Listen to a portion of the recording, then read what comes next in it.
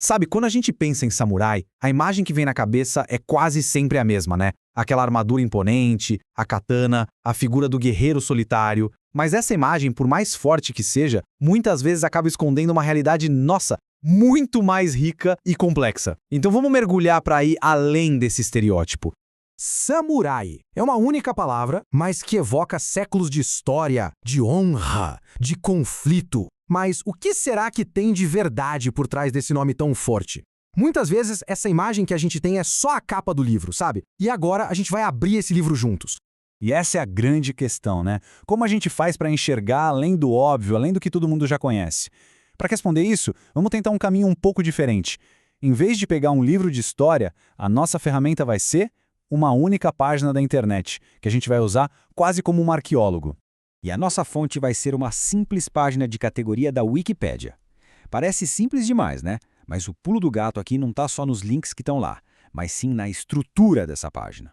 Vamos olhar para ela não como uma lista qualquer, mas como um mapa, sabe? Uma planta baixa para a gente desvendar um mundo dos samurais. Bom, então é aqui que a nossa escavação começa. Essa página é o nosso sítio arqueológico digital. Cada pedacinho dela, cada seção, cada link é como se fosse uma camada de terra que a gente vai remover com cuidado para ver o que tem por baixo.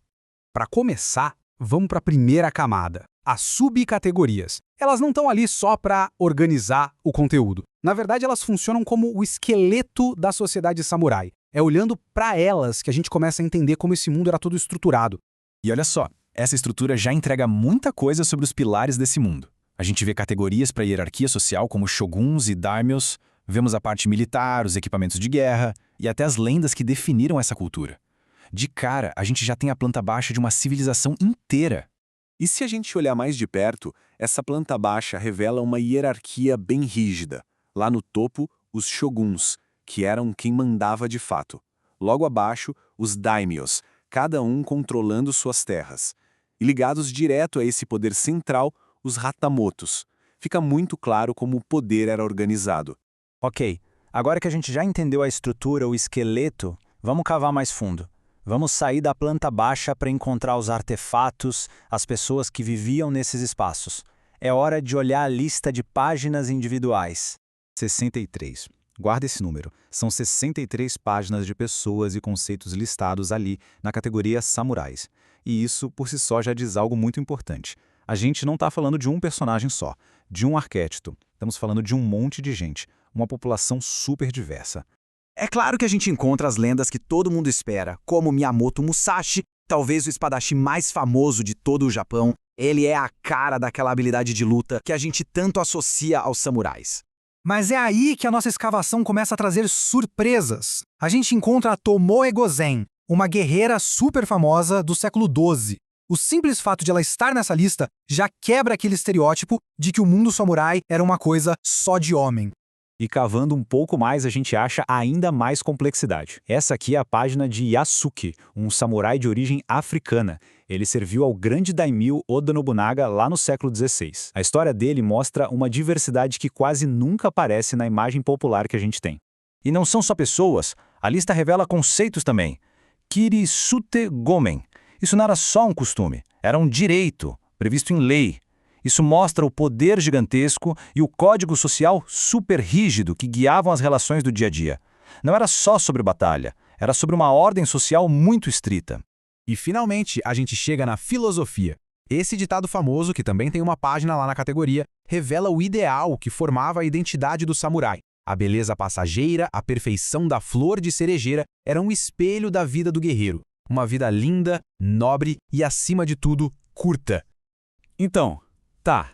Depois de toda essa nossa escavação, o que a gente descobriu? A imagem que se forma é muito mais rica e cheia de facetas do que aquele guerreiro solitário da cultura pop. O ponto principal é esse. O estereótipo nos dá uma figura, um personagem. Mas a estrutura da informação nos revela um mundo inteiro. Onde a gente achava que só existia um tipo de guerreiro, encontramos homens, mulheres e até estrangeiros.